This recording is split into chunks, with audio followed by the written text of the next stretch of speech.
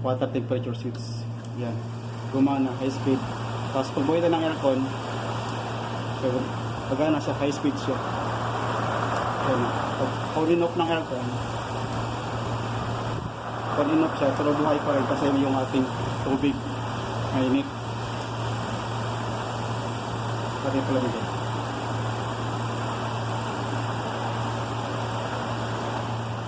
Yan. Lumamig. Ito yung ating compressor on and off.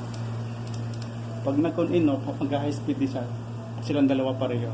Sabay sila mag-high speed. Pag gumagana yung ating water temperature switch.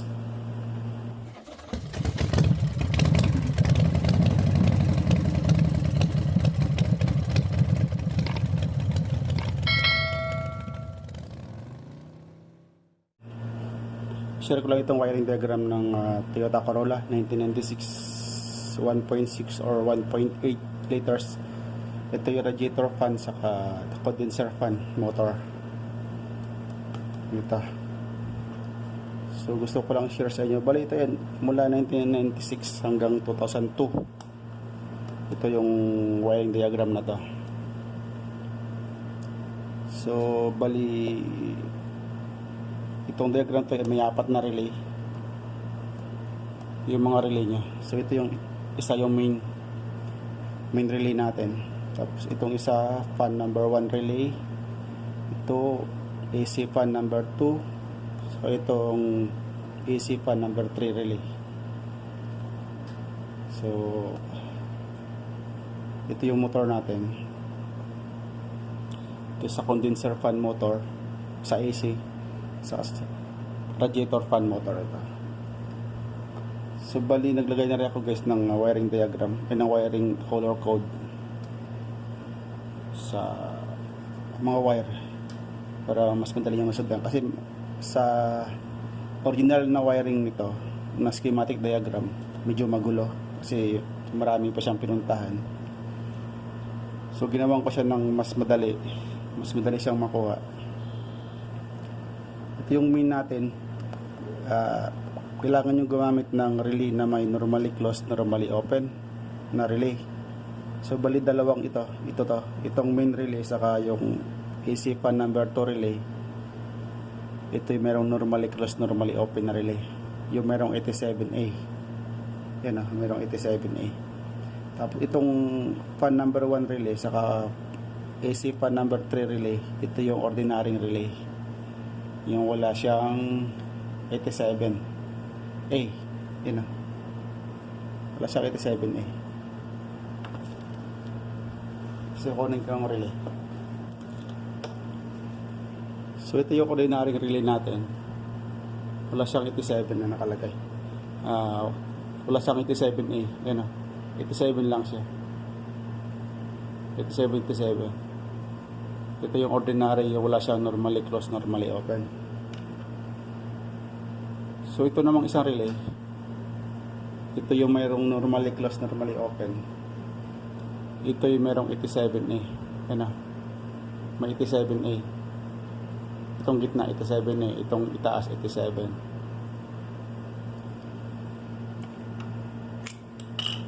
Tapos yung loob ng 87, yung loob ng ordinary relay, yung 487 lang siya. Ito yun yung 87 na to. Ito yung pin na tong dalawang ito, magkakasama yan. Magkakasama to. Ito, magkakasama yan, magkakadikit.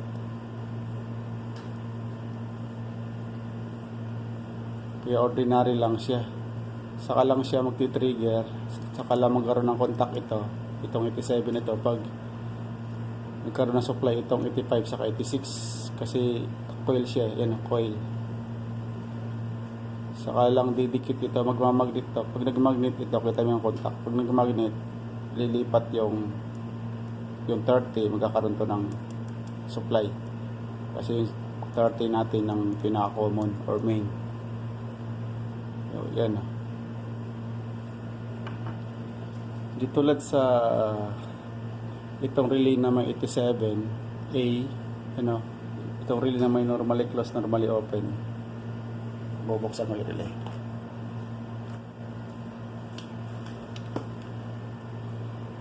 Bali ito yun guys. Ito yung merong 87 sa 87A. Medyo di lang mag-zoom. Yan ah. Yan ah. May A siya. Ito wala. 87 lang sa 87A. Ito yung contact na to. Ito yung pinaka-main natin. Yung common. Yung 30. Ito yung mga wire na to. Ito. Yan eh. 30. Yun ang... Ito pag nakakontak dito. Yan o. Nakakontak agad dito sa... May continuity na ito, may contact na itong 87 sa kay 30. Saka lang bibitaw ang contact na yan pag nag-trigger itong 85, 86. So ihigop siya.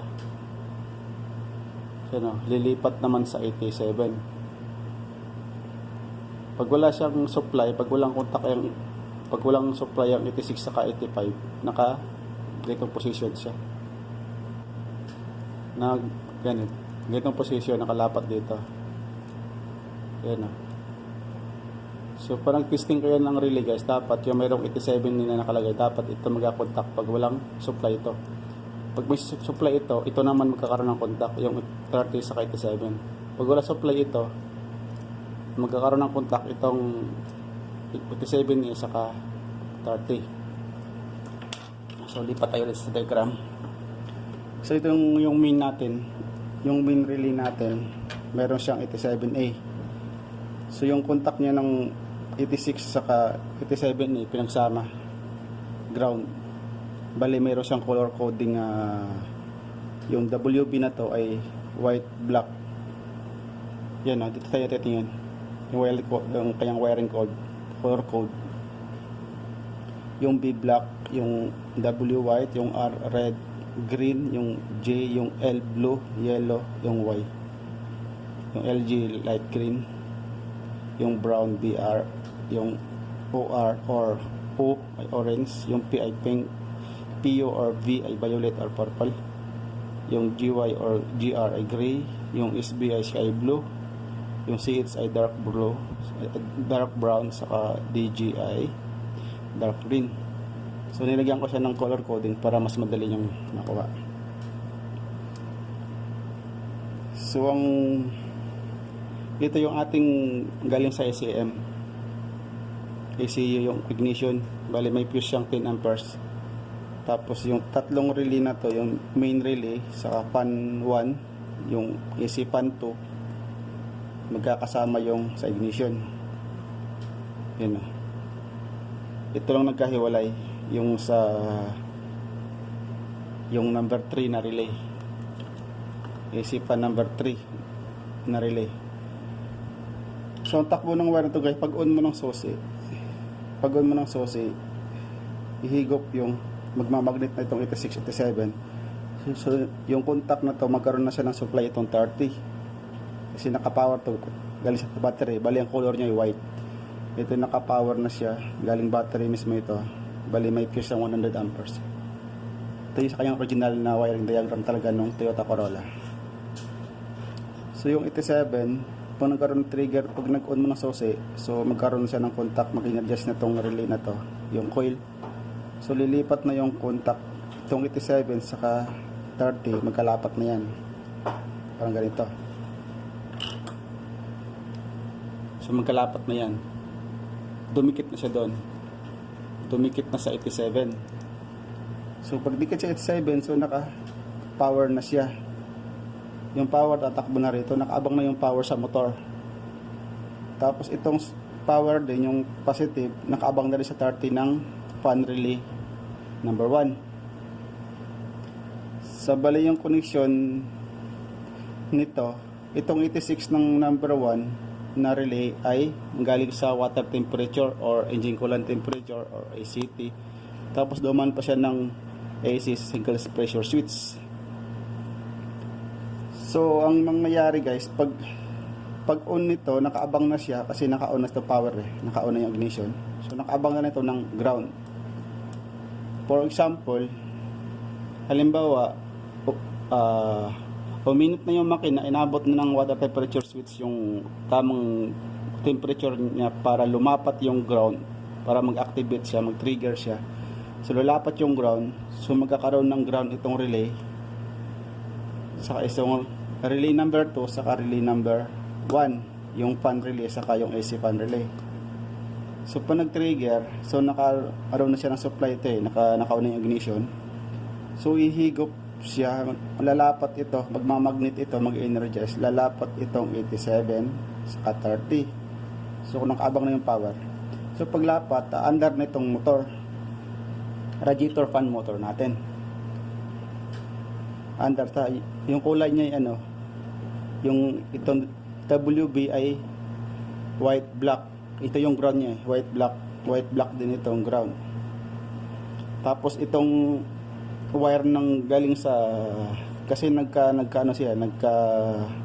nagbago yung wire pagdating dito sa number 2 na relay. Yung L ay blue, yung B ay black, ibig sabihin blue stripe na black yung sa pan 1 na relay. Tapos sa pan 2 na relay na wire ay light green black naman. So para madali niyo makuha, nilagyan ko ng wire ng color code. So pag nag-activate na tong water temperature switch, so mag-activate na to, andar na siya, lalapat na to yung ground dito, yung magti-trigger na siya, so lilipat na yung dito lilipat na siya rito. Ang magkalapat ay yung 30 saka 87, magkadikit kasi nag-trigger na yung relay natin. Baga yung relay natin lumapat na, so lumipat na yung contact sa 87 dito. So under na tong fan, mag-high na to, high speed yung fan kasi nakadrikta siya ng ground yan tatakbo na yung power dito, tatakbo rito, yan kasi naka-positive na to yan. Tapos pagbuhay kasi itong isang AC fan relay number 3, ito sa compressor kumuha ng connection, ito yung black white na to, yung ground natin ay white black, tapos yung ito naman ay black white, yung solid na black, tapos may stripe na white ito. So pag trigger ng compressor, pag unang compressor ay nakaground na itong 86 natin kabila, so papalo na siya, titrigger na siya, papalo itong coil na to, yung contact na to, ihigop siya. Pag higop, lalapat itong 30 dito. Ay yung 30 natin ito, yung 30 natin naka-ground na siya dito. For example, buhay itong fan natin, buhay. So ang trigger niya, ang contact niya sa 87 na. Ang magkalapat na yung 30 sa 87. So solid na yung ground. So tatakbo na yung ground dito, pupunta rin sa 30, tapos tatawid sa 87 kasi buhay ng aircon natin.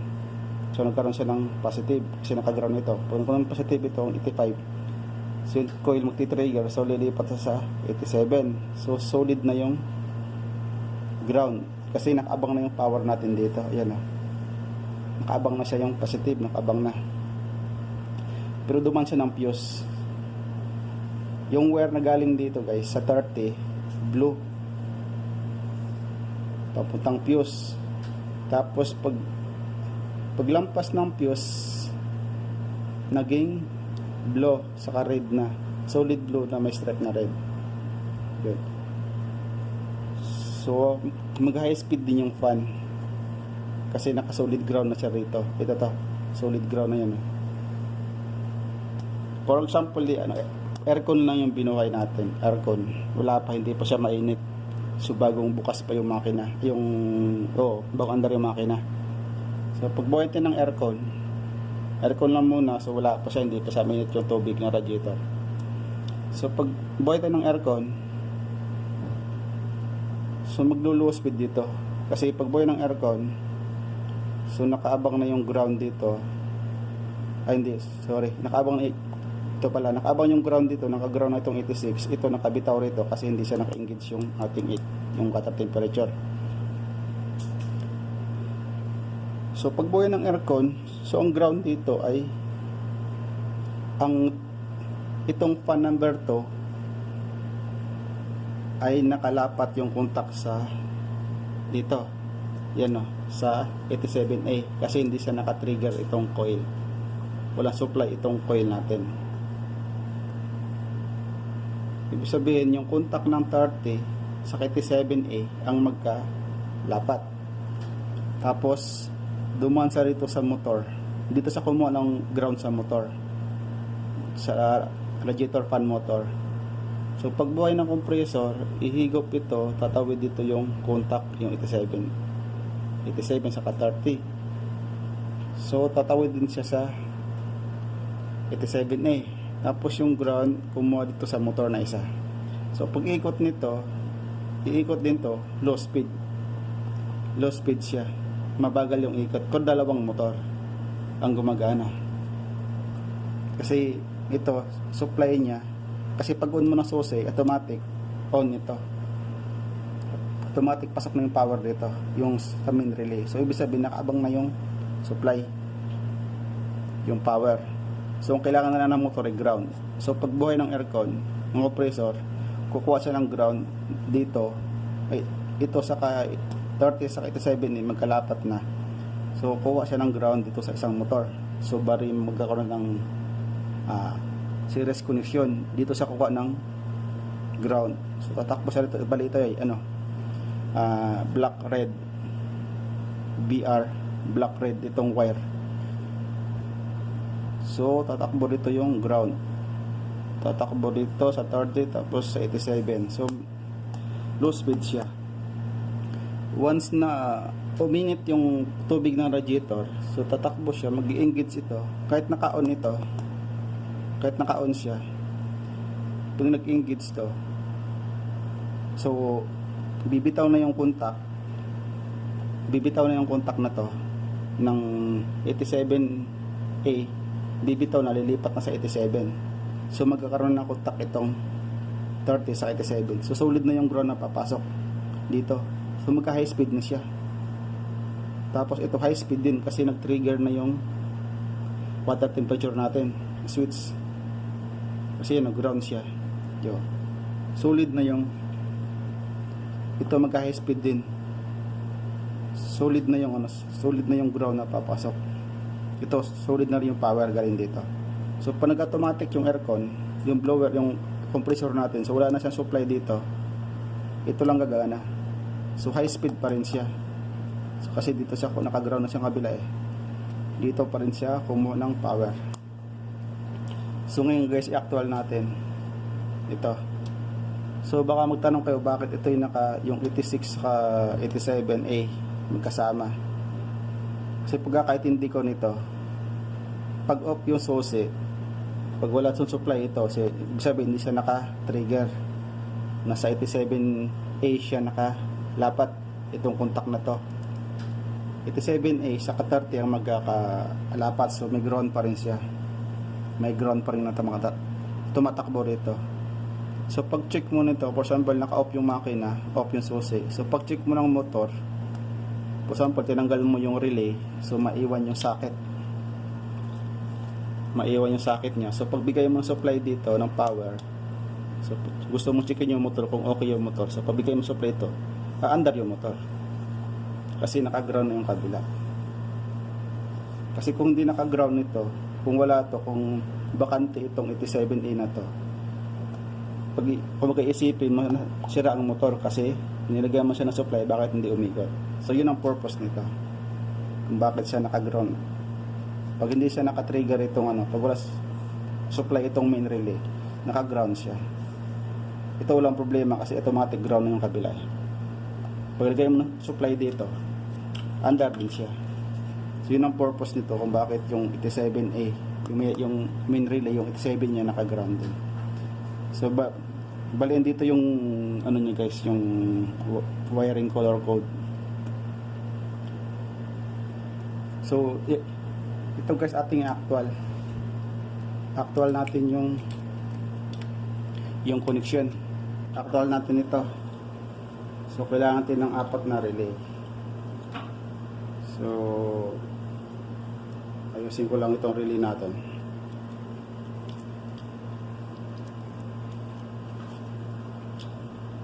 So itong apat na relay ang gamitin natin.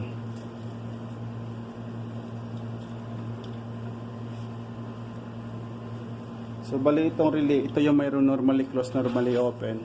Yung mayroong 87A, yan lagay natin.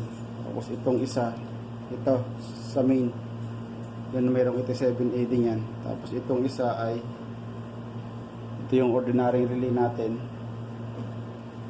Ito sa fan number 3, saka ito sa number 1. So yan. Gusto dali mga guys. So bali yung 87, ito yung guys yung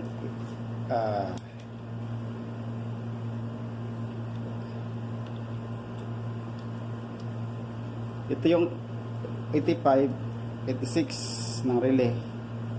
Ganun din. 85, 86. Tapos ito yung 30. Ito yung 87, 30. 86 to. So yung main relay saka yung 1 saka number 2 na relay ay magkakasama yung 85 nila. So ito, kasama yung 85, samahin natin. Yan. Magkakasama to sa ignition. Fuse to na 10 amperes. Tapos itong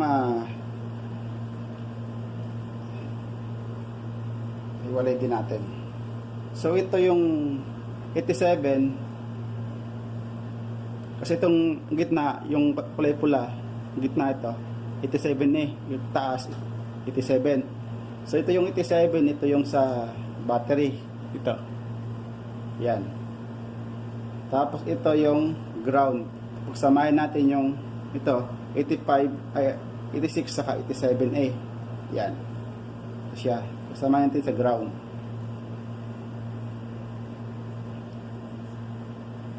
Duman ng fuse ito tayo sa may number 2. So yung 87 ng number 2 ay ng number 1 na relay ay pumunta sa motor. So maglalagay tayo. Ito yung pamotor natin dito. Ito yung magiging fan natin, radiator fan motor. So ito sa motor. So yan. This sa motor, tapos yung kabila ng motor mamaya, ito ay ground. So ilalagay din sa ground ito. So negative. So tapos itong 30,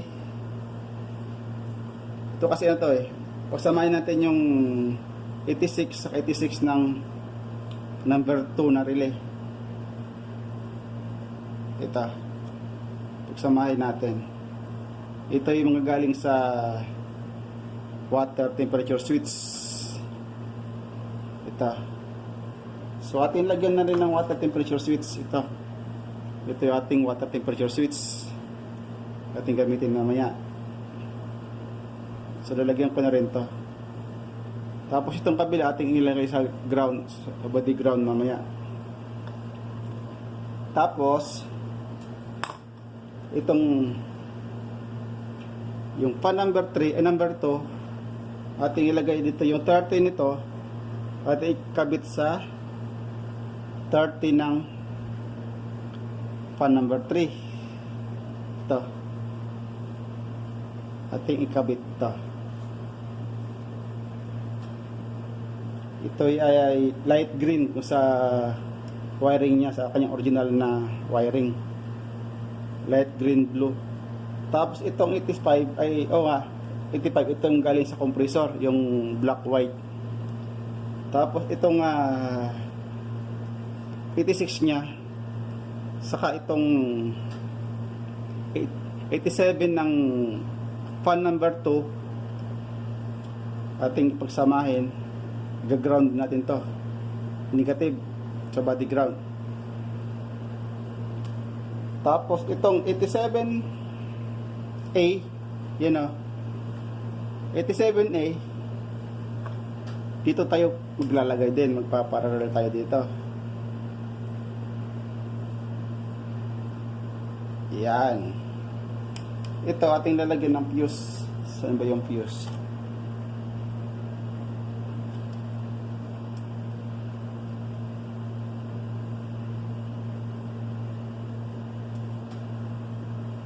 So kulang yung fuse natin. So ito maglalagay ng fuse. Itong 30 ng number 2, magpo-fuse tayo.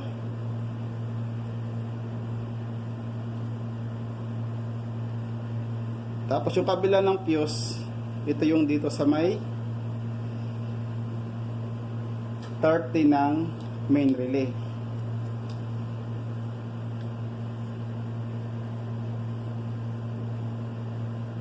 Yan. Tapos yung isang fuse ulit, ito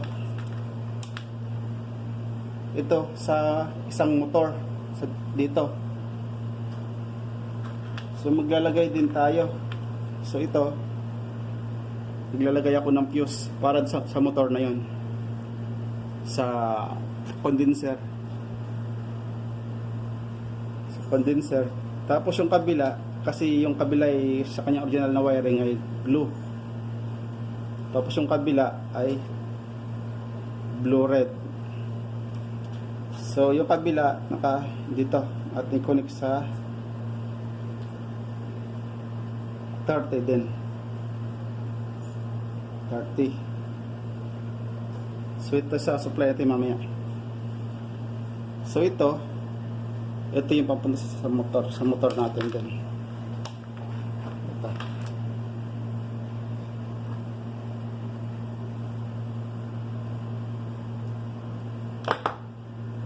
Sana yan? Ito.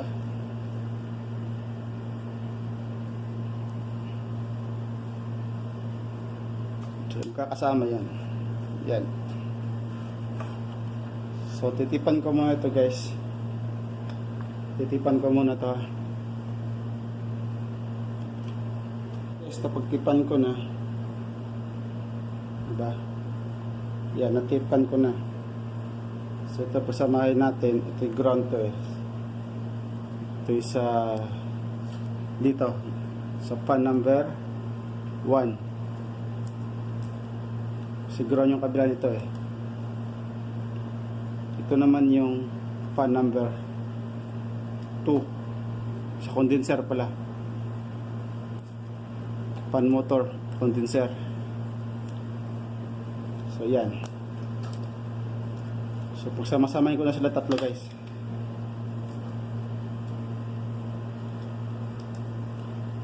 Yan na. So alisin ko na ito. Bali ito yung magiging supply natin mamaya. Ito yung main ground. Pagsamahin natin ito, ground ito. Saka ground ito. Saka ground ito. Madami. Puro ground, puro negative. So kukunin ko muna ito.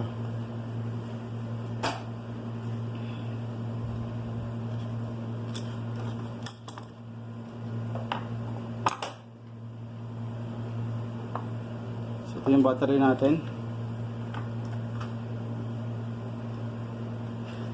So, ito yung battery, ito yung positive ng battery natin. Ito yung negative ng battery.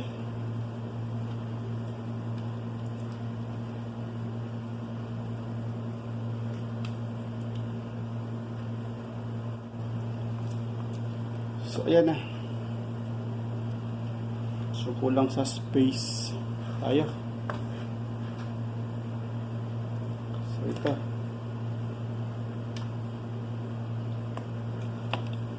Ito yung sa ating motor na to. So in case nakabit ko na yung wire.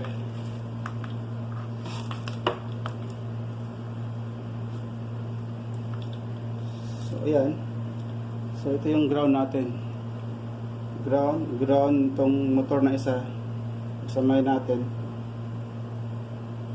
Ito yung trigger ito yung sa ating galing sa compressor. So yung ground din ito kasamahan din natin. Yung negative. Ito yung sa main mamaya. Main. So yan. Ito yung battery natin. Ito yung negative. Ito yung positive ng battery. Yan. So, kabit ko yung ground dito. Kabit ko yung ground natin. Ito yung ground.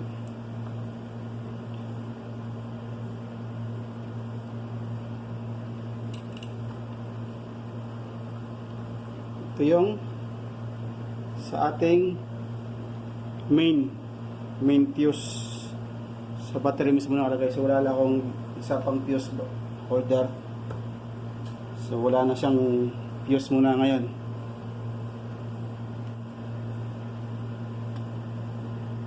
Ito yung kanina yung 2 saka 3 na relay ay naka ground din.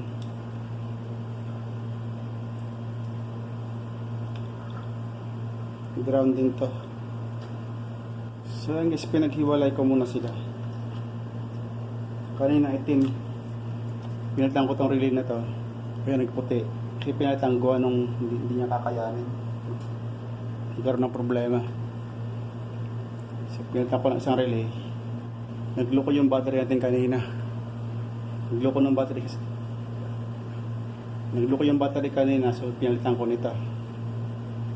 Nagpalit ako ng battery, tapos nagloko din yung isang relay ko, yung relay natin na isa nagloko din, kaya nagpalit din ako ng relay.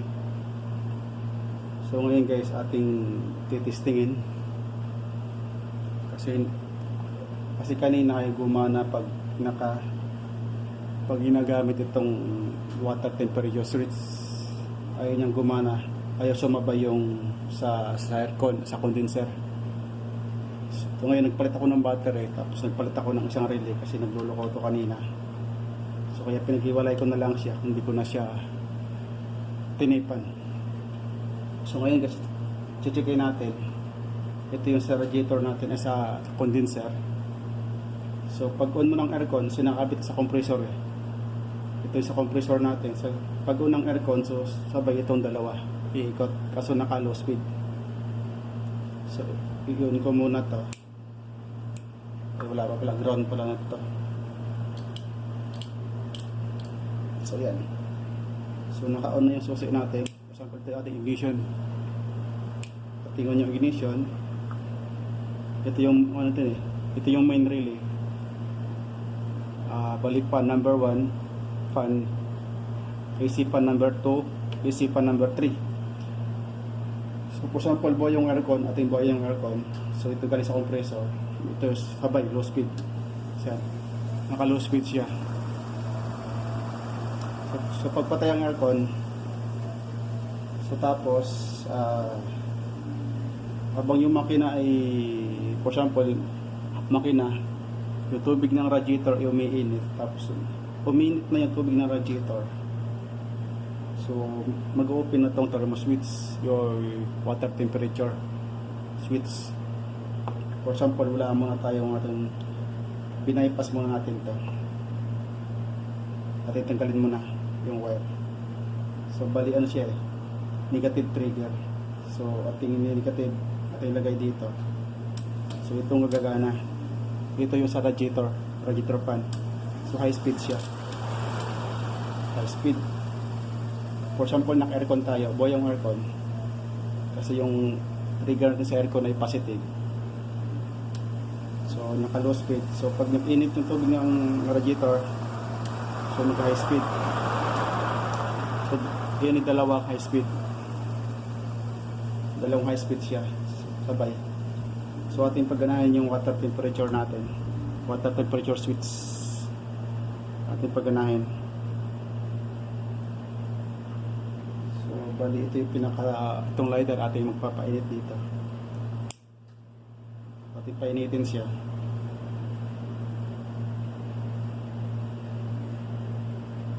So bali ito yung tubig natin, yung lighter. Ito yung ito yung ating water temperature switch. Yan, gumana, high speed. Tapos pag buhay ng aircon, pagana sa high speed siya. Yan, pag on off ng aircon, on off siya, pero buhay pa rin kasi yung ating tubig Mainit. Pati pala nito.